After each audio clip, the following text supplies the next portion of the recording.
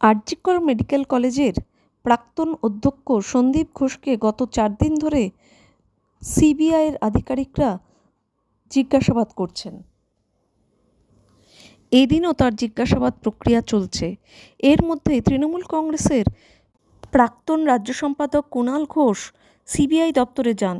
সেখানে তিনি ব্যক্তিগত কারণে গিয়েছেন জানানোর পরেও বলেন, আরজিকরের জুনিয়র ডাক্তাররা তাকে কিছু তথ্য সমৃদ্ধ নথি দিয়েছেন, যেটা তারা সিবিআইয়ের কাছে পৌঁছে দিতে তাকে অনুরোধ জানিয়েছেন। সেই কাজটিও তিনি করবেন। এর মধ্যে অনেকেই কিন্তু রাজনৈতিক উদ্দেশ্য বা অন্য কোনো ধরনের উদ্দেশ্য দেখতে পাচ্ছেন।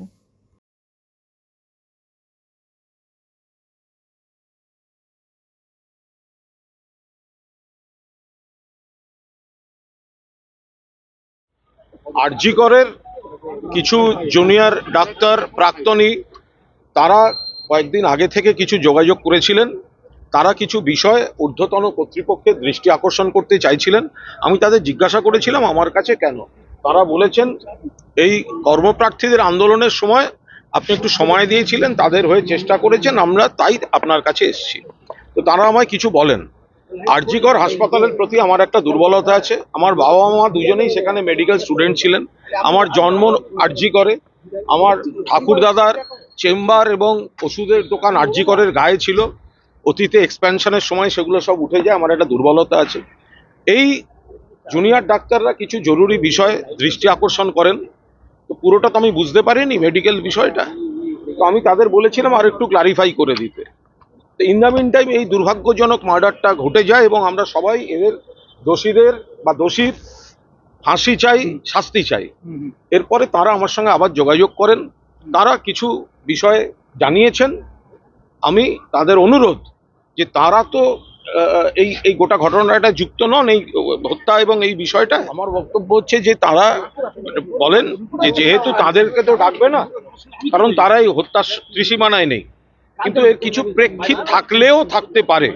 ফলে তারা কিছু যা দিয়েছেন সেগুলো আমি যেহেতু আসছি, আমি অনুরোধ করব তাদের নিতে, তারা নিলে নেবেন, না নিলে না নেবেন। আর এই জুনিয়র ডাক্তারদের বক্তব্য তাদের পক্ষে এসে দেওয়াটা অসুবিধা, কিন্তু যদি এরা মনে করেন এই তথ্যগুলি তাদের কাজে লাগবে, তাহলে তারা ওদের সঙ্গে কন্ট্যাক্ট করলে সেগুলো দেয়া থাকছে। তো তারা কোঅপারেট করতে প্রস্তুত। আমার মনে হয়েছে এতে যথেষ্ট।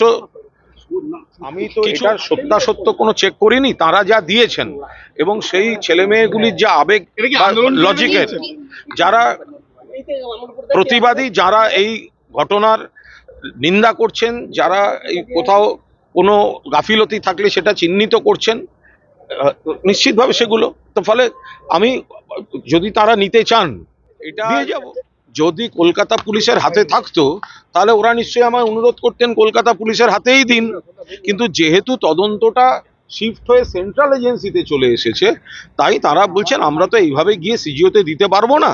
আপনাদের যাতায়াত থাকে, যদি হয়, যদি তারা নেন তাহলে একটু দয়া করে দিয়ে দেবেন।